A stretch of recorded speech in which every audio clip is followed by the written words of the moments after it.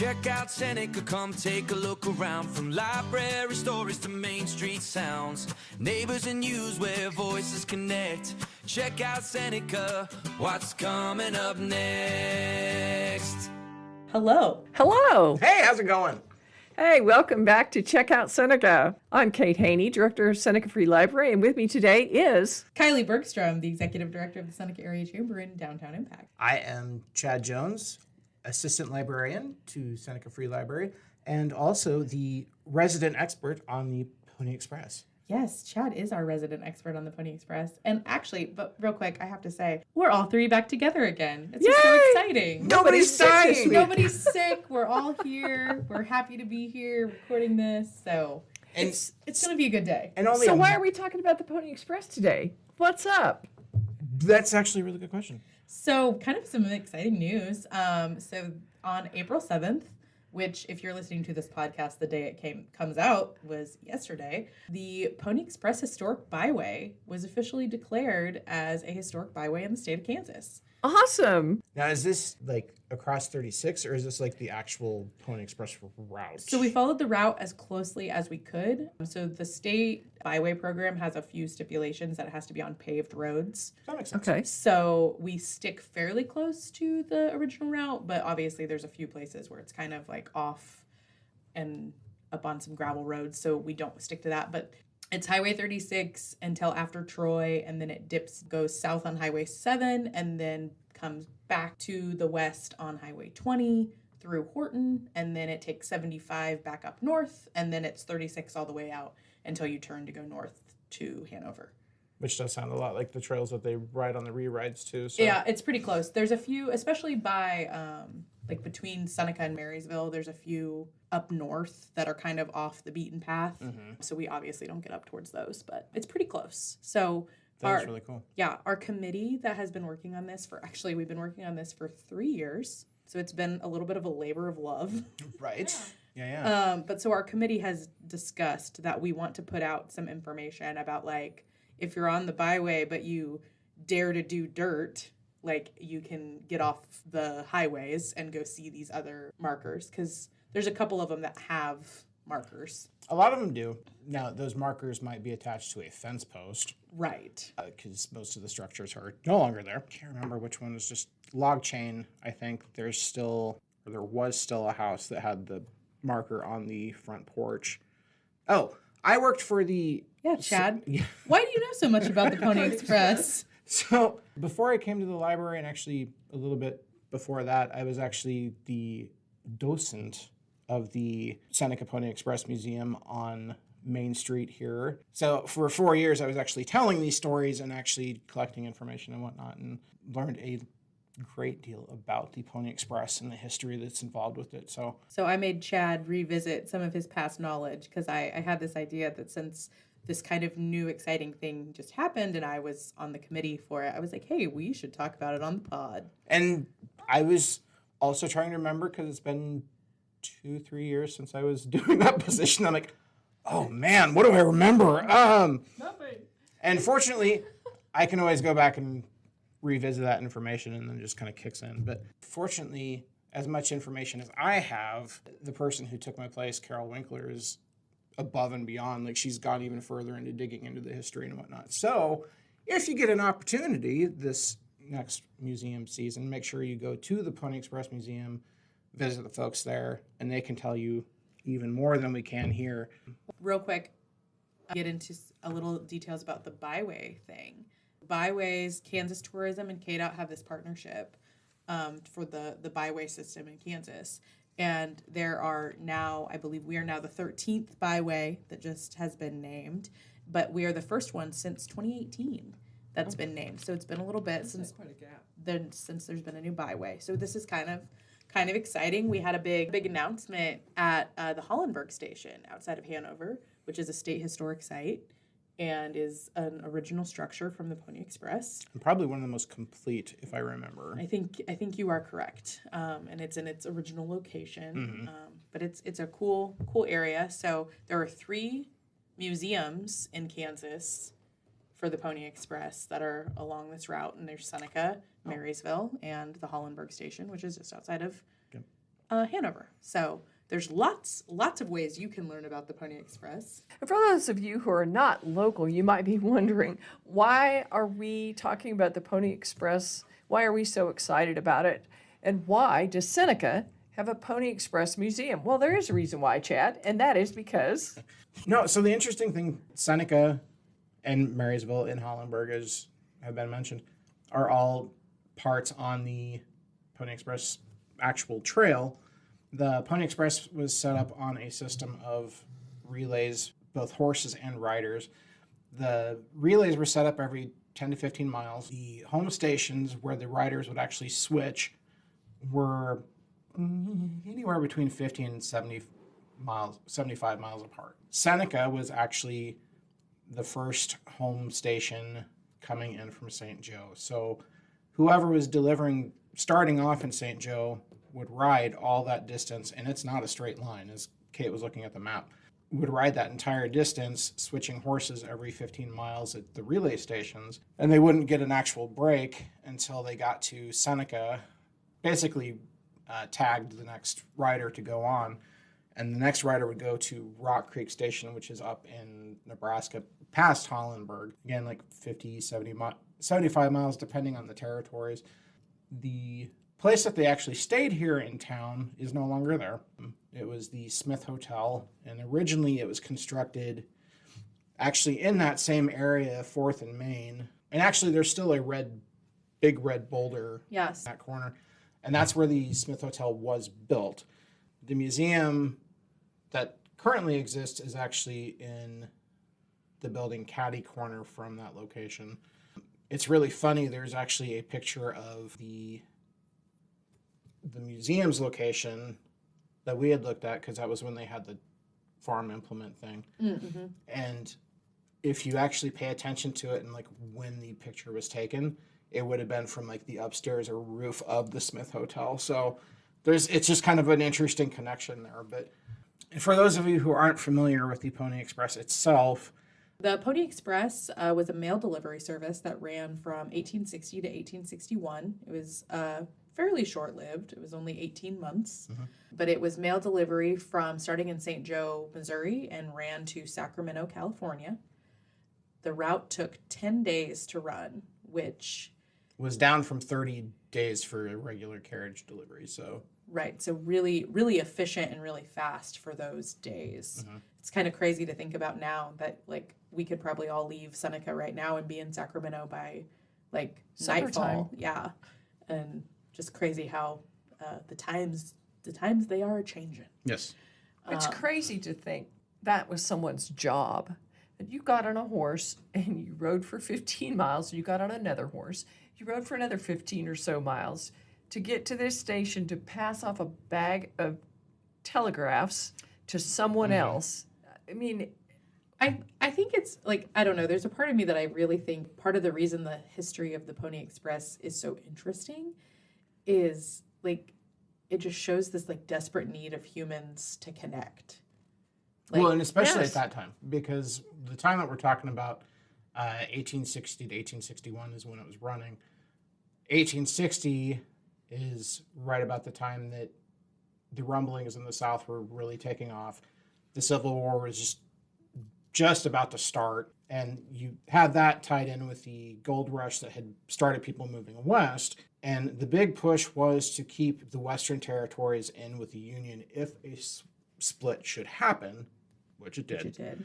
While they were trying to keep communication with the West, the South was gobbling up support from the South. So they took Oklahoma, Texas, and kind of onward.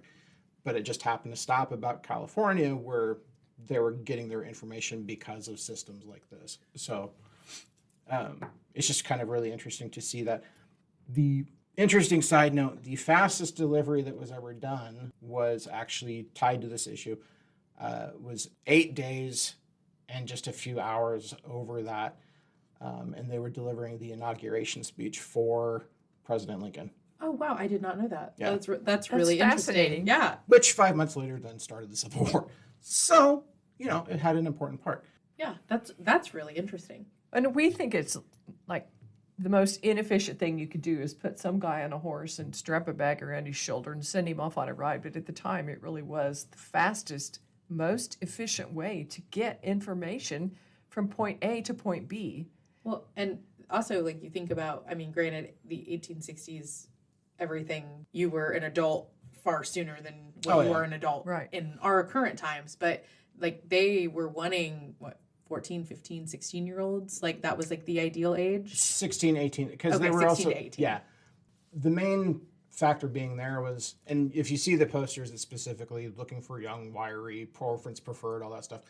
But the big thing was they actually had a height cap and then also like a weight cap. So the whole thing was kind of like your jockeys in the horse races now. You wanted the lightest possible person on a horse because you're also carrying them. Right, and the horses are running, I mean, because they were 10 to 15 miles per hour. This was not just like a leisurely trot through the countryside. Like, they were going full out, riding that horse like a race. Yep. Which is why they had the breakup every 10, 15 miles, was so you didn't kill the horse. But then the design of the bag, actually, it's called the mochila. It has 4 pouches, and it's basically kind of like a saddle blanket that these pouches are attached to. And the design is basically set up so that it can go over the saddle. The whole transfer process took like 3 minutes. Okay. So it's a pit stop. Basically, yeah. So there was a lot of planning and thought that went into the design of these things. Well, and that's the really crazy part. So the actual setup took only 6 months to set up 180 stations, purchase 500 horses, hire 80 riders, and then figure out where their relay system was going to go. Which, that part was slightly easier for them because they just used the existing trails that were already there. So, and that also gave them some options as far as some of the places they stopped were actual like military establishments, forts and whatnot. The main one, the most infamous one apparently, is Fort Kearny up in Nebraska. And so they didn't necessarily stay at the military fort, but the town that was developing had a very interesting history of being very colorful in the most Western movie sense possible, as far as gunfights in the streets, tavern or saloon fights, that kind of thing. And all the colorful people that are also associated with those kind of things. And I think that kind of also goes to the romanticism of the Pony Express that really kind of keeps it in people's perspective, is so much of it is actually tied to that Old West kind of theme. You got your rugged cowboy types, and then you have the untamed territories of the West. I don't know if there's any historical accuracy to some of these, but I feel like, well, I guess some of them are written accounts, so hopefully they are historically accurate. But I feel like, is it Johnny Fry was the one who was like well known to that, like women would like chase him when he, the rider, like the handsome young rider. Yeah, and the women of the town would chase his horse as he left and that type of thing. Like, I feel like I've heard those stories. There's a story specifically about him being one of the predecessors to why donuts were formed the way they are, and that the women who thought he was so dashing had to figure out a way that they could actually get their baked goods to him, so they would stand there with them handing out as he's riding past, and he could grab the circular object. I don't know if there's any truth to it, but it's a fun story. That is a fun story. The Pony Express brought you donuts. Yeah. You're welcome, you know. And then specifically, Johnny Fry specifically being an interest here because he's attributed to being the first rider, and actually the most consistent rider from St. Joe to Seneca and back. There's other more infamous or... Yeah, like, obviously there's tons of tales from you know, the Pony Express, and that's one of the things why I think it's super interesting that we have 3 museums in Kansas that are dedicated to this. Like, I know our museum here has a couple stories, you know, in their collection of about riders and what happened to them after the Pony Express disbanded and things like that. And we don't want to spoil all of that for you here on the podcast. So we'd like to keep it to a reasonably decent length too. So because Chad and Kate and I could be here all day. Yes, and actually Just say the word. Yeah. Well, that was one of the things with how long I was at the museum and collecting stories, and also collecting stories from the people who had been to the other locations and collected their own information and whatnot. Because St. Joe also has a really big Their museum is really cool. Yes. The collected information is, I would think I would know one thing, and then somebody would come and it's like, oh, actually, I heard it was this. And then you go look it up and it's like, oh, I did miss this particular, or it would add to the circumstances or whatever. One of the really interesting things, and I won't get too deep into it, but one of the riders after the Pony Express closed is Melville Bond, and he no longer had a job that actually paid fairly decent. Went on to be a horse thief and general no good Nick, and in Seneca was actually part of a shootout that killed one of the local deputies. And one of the really cool documents that they have, it's not necessarily, I mean, you can see it for public display, but it's not sitting out anywhere, is actually the court records from his trial. And it's all handwritten. It's kind of crazy to try to read it, but what I found particularly funny about it is nothing has changed in the legal system. Everything is not their fault, and trying to prove that it's not their fault, even though he admitted to doing it. There were circumstances that brought it about, and it's just kind of like, wow, nothing has changed. But those are kind of the things that you can find at the museums. And I'm sure Marysville and Hollenberg and any other museum that you go to will have their own kind of local spin on what is particular to their area. So It's fascinating. It really is. There's so many interesting things to learn about it, and there's so many ways to find out about the Pony Express in Northeast Kansas. I mean, St. Joe to Hanover, there's a wealth of information. That's a great day trip in the summer. Not to try to discourage you from getting off the beaten path and going and finding some of the markers that are out in the country. Now you have the Pony Express Historic Byway that you can travel to get some of the history, and signage will be going up, but far later in the year, as the announcement was just made. But eventually we will have some signage too that talks about the Pony Express Byway, and it's all pretty exciting. So So stop by the Pony Express Museum, check it all out for yourself. that sounds like a great idea. sounds fantastic. I love it. So what's it time for now, Chad?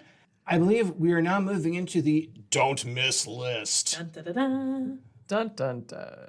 which is basically our really fancy way of saying, hey, we've got stuff to share for you that's even more local, more library or chamber related. So listen up. yeah. What are we listening to, Kate?